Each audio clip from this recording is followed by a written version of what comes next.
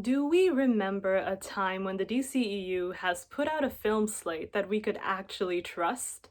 Hey everyone, my name is Jessica, welcome back to my channel, and if you're new here, we usually talk about films, comic books, literary stuff, or just superheroes in general. And for today's video, I wanted to do a little discussion about some of the rumors that have been floating around in the DC sphere. As with anything in the fandom sphere, there's always so much speculation, so much misinformation, so much clickbaity articles that come out every now and then saying, a certain thing has been announced, a film, a project. And I am not here to say that I am the expert on all of these things. I am not an industry insider by any means. I'm not even a reporter. I'm not a journalist for film comics. I am simply a fan who has been subjected to these announcements every now and then. And I just wanted to talk about what is exciting to me, what I think about these things, and have a look at the different DCEU slates throughout the eras and kind of compare them to see what makes sense for them going forward, while also giving my opinion as a fan and letting you guys know what I'm personally looking forward to. So what sparked this whole conversation was a graphic that was posted by some guy at an AT&T investors meeting. So I'm assuming AT&T owns a part of Warner Brothers, and they had a meeting where they showed their upcoming slate of releases, which includes films, TV shows, video games, and probably other multimedia properties in there. And I was really interested in the slate, of course, because within this whole grid, I saw a project featuring Zatanna snuck in there. Now, Zatanna project has been rumored for many, many years now, so I always take these things with a pinch of salt, but I thought it would be interesting to put out a poll on Twitter to ask some of my followers what they would be most excited by, a Zatanna HBO Max show or a Zatanna feature film. And as you can see here, this were the results. I know it's a very scientific poll with 15 respondents, but it was actually more than I thought. I wasn't sure how many Zatanna stans I had in my follower count, and no one really retweeted the tweet, so I know that it didn't really get shared widely, but I was surprised to see that most people were actually more interested in seeing an HBO Max show rather than a feature film. I had a very different opinion about this at first, which I am going to share with you, but I'm also going to take the opinions of my pollsters into account. So I was initially more interested in getting a film on the basis that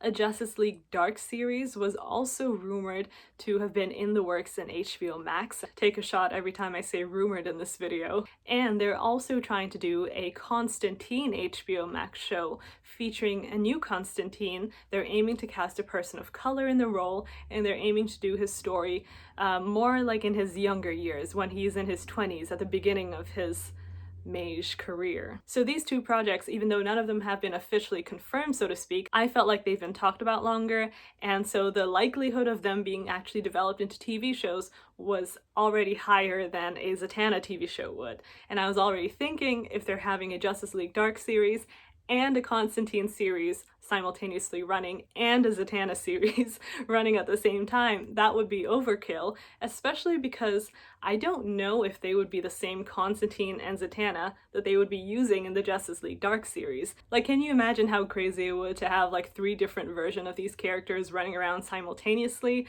I know it's not new for the DCEU, and I know that I am personally an advocate for how the DCEU has split their multiverse across their platforms. Oop, that's not the correct terminology, it's mediums. We have a few Supermans, we can have a few Flashes, but they've been usually split between TV and the films.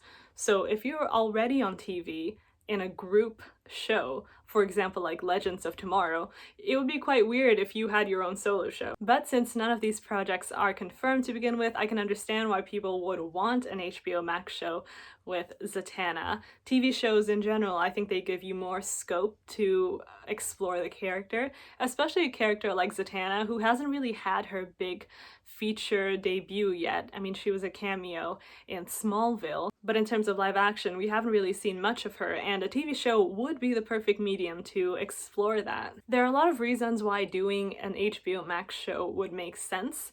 Zatanna's already a big name within comic fans. She's a female character, and DC has had success in their female-led shows on the CW, so it's Supergirl, Batwoman, and while HBO Max would be an entirely different vibe, Zatanna would suit that network a lot more than the CW. I will probably start a riot if they put Zatanna on the CW.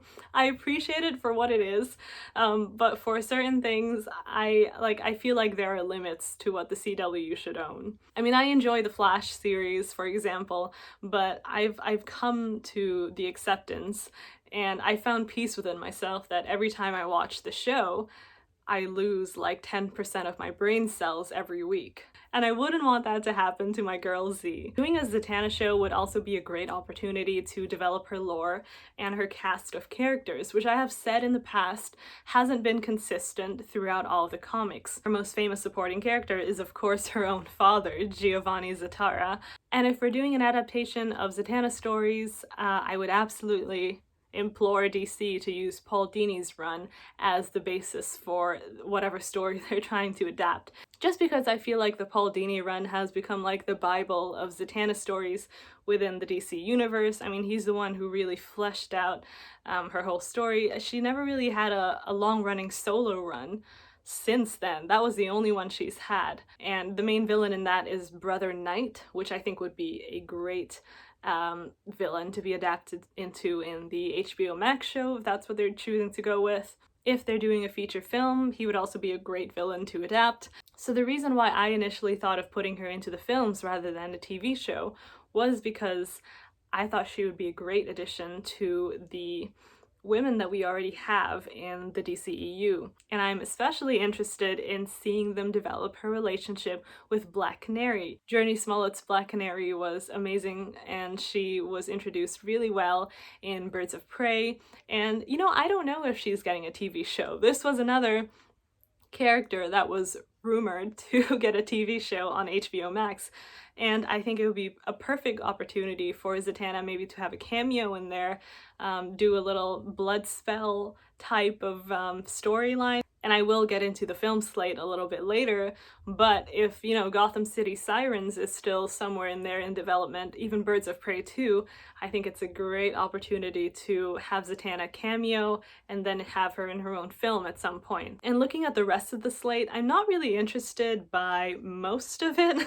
I'm personally excited for Black Adam, Static Shock, Blue Beetle, Batgirl, but also depending on who's playing Batgirl, because I know they're introducing Oracle in the Titans series, which I think is a great thing to do, especially with a disabled actress. And I think a lot of Barbara fans have been calling for years. I mean, I feel like there's a split in the Barbara fandom. People who really like her as Batgirl and people who really like her as Oracle. And, you know, I think there are a lot of ones who enjoy both. But I think now with, you know, the rise of Cass Kane and also Stephanie Brown, I don't see why we need to keep Barbara Gordon in the Cape. I really don't. Especially, I feel like they made strides in like disability representation when they had Oracle first come out, which was decades ago, really. And so having to constantly revert her back to Batgirl with like miracle cures, which is like, I know I've heard from a lot of disabled people is like a really ableist trope in itself, so I don't understand why they have to keep doing that when they have great options. And people love Cass, people love Steph Brown, and I do find issue with how Cass was portrayed in Birds of Prey 2, which I can talk about a bit later, but this is a great opportunity for that, so I think it depends on which Batgirl they're going for. We'll see. Aquaman 2, I'm excited for. The Batman, Shazam. Gotham Knights is also coming out soon on the PlayStation, I think.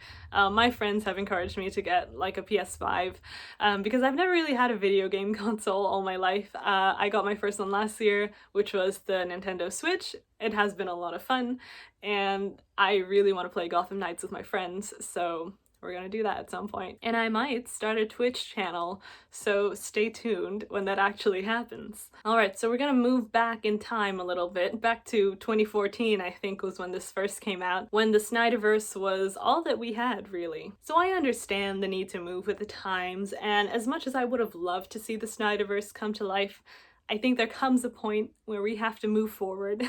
And I don't mean completely ignoring it or shattering it. I think it just means acknowledging where we are now and that we're never going back to what this was. Speaking of, who's watching the Snyder Cut next weekend? Because I am. So look forward to a review then. You know, looking at this slate gives me a little bit of nostalgia. Sorry, I'm looking at my laptop down here, even though I'm showing it to you up here. If you've been watching this channel for a while, you should know that I am a much bigger DC fan than I am a Marvel fan, so it kind of hurts sometimes seeing, you know, Marvel have their things together a little bit more.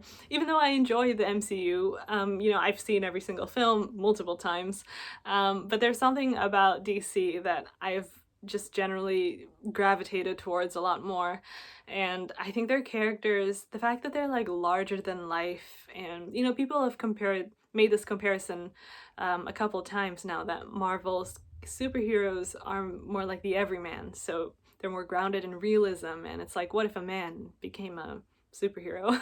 Whereas like in DC, it's more like gods among men type thing, which really plays into like that fantasy element a lot more, which is what I'm personally interested in. So if we look back at this slate and try not to be too sad about it, we can kind of see that they, you know, they got through half of this, I would say. Wait, no, did they even get through half? No, they didn't get through half. So just looking at this original slate, there are a couple things I'm not too bothered with. You know, I'm not too bothered about not getting the Green Lantern Corps film. Like, they've never really been my favorite. Justice League Part 2, at the state that they're in, I will talk about that a little bit more later, but you know, that's not happening anytime soon, and I'm fine with that. And The Flash, which has been in production hell for the better part of a decade now, it was originally slated for 2018, and look where we are now. I'm not too bothered about that either, even though I do love The Flash, but I will get into some of my reasoning later, especially when it comes to Ray Fisher, and you know, how he's been treated in this whole saga. But one thing that I am really disappointed about seeing this original slate was that Cyborg film. Like, I wish they stuck with that. Ray Fisher is just incredible in the role. I know when he was first announced, I was so excited to see him in the Justice League film, really.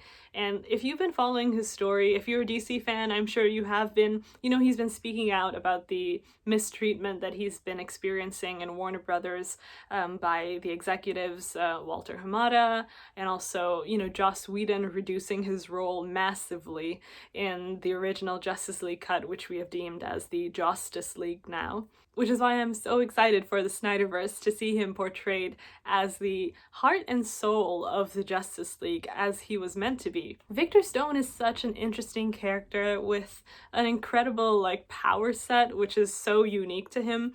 Like, he has more of like that sci-fi edge to him, and disability representation is important too. Ray Fisher has spoken up about this, and there's a coming of age element to Cyborg's story as well. I think we often forget about that when we see him, because he is like a part man, part robot, still dealing with the conflict inside him, but he was still in high school when he first started. He was in high school when the accident happened. He was playing football. His dad is a scientist who didn't really pay attention to him. I mean, there's so much potential for like that family drama in there as well, and just like a story about a young man finding himself in this world where he is deemed as different. He's not like the adults, and he's not like Shazam, who is, you know, way younger than that, and he's not really thinking about his future in ways. But Victor Stone, his character, his life changed when he was at a point when he's making these huge life decisions, you know, about going to college, about his career, and all that. And you think about what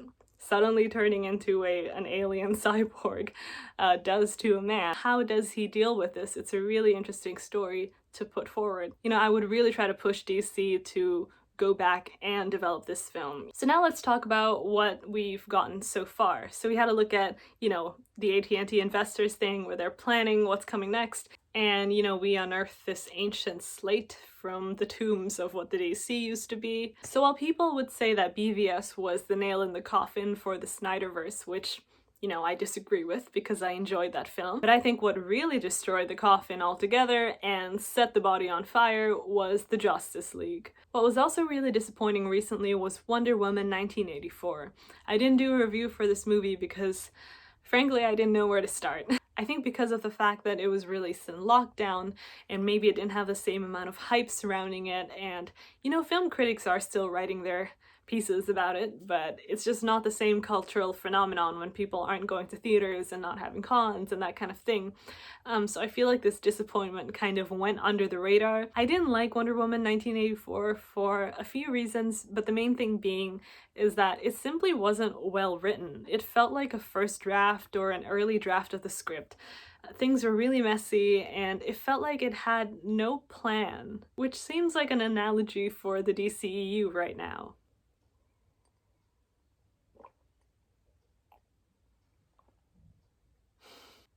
Right, so you see this list of films going from 2020 to 2021, and I will give them this, some of them have been successful. Birds of Prey, for example, was a great hit. The Batman is poised for success as much as it can be. I feel like people trust Matt Reeves a lot. People trust Robert Pattinson and his acting chops, his accolades. I feel like just the production team behind that film is one that we have a lot of high expectations for, so I can safely guess that this film will do well critically and commercially. So taking this slate, how would I change it? How would I improve upon it? So my first order of business would be to put Gotham City Sirens back on the slate right now. I think this was intended to be a follow-up to Birds of Prey, or it was intended to be Birds of Prey before Birds of Prey was a thing, because I think David Ayer was supposed to helm this production, and Margot Robbie. I don't know what happened to it, I haven't been keeping up, but for some reason they decided to go with Birds of Prey instead. People love Harley, people love Ivy. They've been doing the Harley Quinn show on TV. I don't know where it's actually on. It's on like the DC streaming service. But people love that show. It's been doing so well. And I feel like people have gotten used to, Harley Quinn's humor. She's such a big hit. She's probably the DC's like biggest gem right now. People love Selena Kyle. She's gonna be featured in The Batman, and I know they're determined to be their own separate universe, but I am wondering about the longevity of the current DCEU, because it seems like they're shaking up casting, left and right. So Birds of Prey 2 would definitely be another priority, and Barbara Gordon as Oracle absolutely needs to be in there. There was just no excuse not to have Barbara Gordon in the first movie, and I know Margot said that she wanted to, introduce the team first before getting Barbara in there, but she was a founding member of the Birds of Prey. I think she's a very popular character in her own right, and I know that Harley Quinn is very popular, and this might seem contradictory to what I've just been talking about, because thinking about Birds of Prey, it's really a shame what they did to Cassandra, because as much as I loved the actress, that wasn't Cassandra in the film. Come on, guys. It just wasn't her, and I don't understand why they had to turn her into the character that she was, used as, primarily comic relief, and Harley Quinn's little, like, sidekick following her around, which is a bit also, weird, like an Asian child just following this crazy white woman around. I think the optics of it are a little bit weird, because Cassandra Cain as a character in the comics, she has a lot of agency. She has a great backstory, really interesting, really well respected, within the universe itself and within fans as well. I think Cassandra Cain has been one of the more popular Batman side characters in recent years. So this is why I would really prefer to have her in the new Batgirl TV show, rather than another Barbara.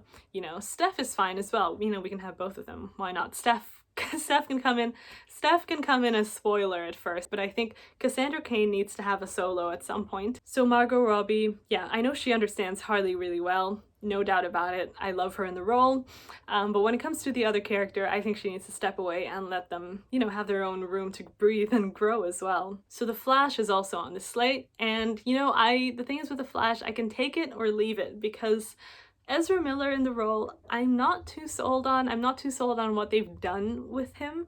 Apart from Ezra Miller in the role, the only reason why I am a little hesitant on the Flash film is because they always use the Flash as an excuse to reset the timeline, which is fine. But when you have a universe that is as broken and as fragmented as the DCEU. Like, I'm not sure if erasing things here and there, like every 2 movies, is gonna help that, and I am very scared of what they're planning to do with the Flash film. And they need to put Ray Fisher back in the Flash. There is no excuse for that. He was supposed to be in there, and because of, you know, him speaking out about the discrimination that he has experienced in Warner Brothers, Walter Hamada has decided to pull him from the project, and a bunch of news outlets were reporting that he was the one who quit, even though he spoke back saying that, you know, I would love to be in this film if I were still included. So stop misreporting. They are determined to burn bridges with Ray Fisher, and it honestly, like, this is what he deserves at the bare minimum, to be in the film, which he was promised that he was supposed to be in. The next thing isn't on this list, but it was reported, I think 2 weeks ago or something, that there was a Black Superman project in development. So I really don't know much about this project because it was literally just announced, but I guess we also have that to look forward to now, and I'm not sure if this will be like an Elseworlds thing, like what they're doing with the Batman, or if this will be an in-universe thing. Aquaman 2 is on the slate, and I can tell that they're still in production. I think they're starting filming this summer, and we've heard very little about it, so I won't really speculate. I just know that it's happening, and I love James Wan, and I love his vision for the Aquaman films, so I will trust him and let him get on with his job. So Wonder Woman 3 is another one that we are probably expecting at this point. I think they've confirmed that the Wonder Woman films are going to be a trilogy, and we have established from 1984 that Patty Jenkins isn't as good a writer as she is a director, which is fine because she was an amazing director in the first film, and I think she directed this one too. You know, I didn't really have any problems with the directing per se, but in terms of the writing, I think they need to hire someone else on, either the writer from the first film or someone completely new.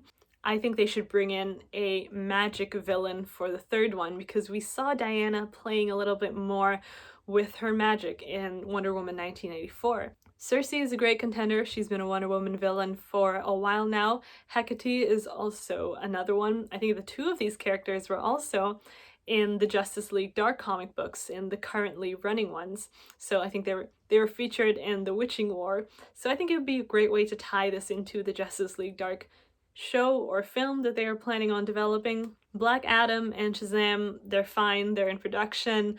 I have nothing else to say about them. The only thing left to potentially add to the slate is the second Justice League film, which, what's happening, guys? What is happening? You know, it would be a shame for them not to bring Henry Cavill back, because I know we have abandoned all hope for the Snyderverse at this point, but I think we shouldn't forget how Henry Cavill was the first person who revived the DCEU. You can say that you love it or hate it, or, you know, that first set of films didn't necessarily work out, but Man of Steel kickstarted this whole universe back to life. You know, after the Dark Knight trilogy, there was really nothing.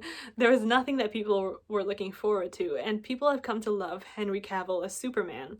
So I think it would be a big shame if he did not come back into the role for at least, if not a solo, into the Justice League 2. Going back to Zatanna, if she has a feature film, this would be a great opportunity to put her into the Justice League, because we may or may not see some of the original Justice Leaguers come back. I don't know what's happening with Ben Affleck's Batman, that is just a lost cause at this point. I think the DC needs to start thinking long and hard about who they want on the new Justice League roster. If it were me, I'd put Zatanna in there. I would definitely put Black Canary in there, Journey Smollett. I know Huntress was also a Justice League member, but I personally didn't like her that much. I don't know why. Wonder Woman is definitely staying. You can see this is a very female-heavy lineup. Shazam's probably going to be in there. Aquaman will definitely be in this one as well. So I think we can still have a nice balance between the new members and some of the remaining ones as well. And hopefully they will forge a more solid dynamic. Oh, and Martian Manhunter will definitely be my top pick for a new character into the Justice League. That is the end of my very long video for today. I hope you have learned something. You probably didn't, but hopefully you enjoyed it nonetheless. And I try not to follow these like speculations too much, because it gets to a point where you're just exhausted and you're just like, I'll wait to see what comes out in the end. But I think every once in a while it's nice to stop and see. So yes, let me know in the comments below if you could add any film to the DCEU slate, what would it be? And for the Zatanna stans who missed my Twitter poll, again, what would make more sense to you, an HBO show or a film? Don't forget to like and subscribe if you haven't already. Like I said, Snyder Cut review will be coming after next week. There's a lot to look forward to. So yeah, I'll see you guys then. Have a nice week and take care. Goodbye.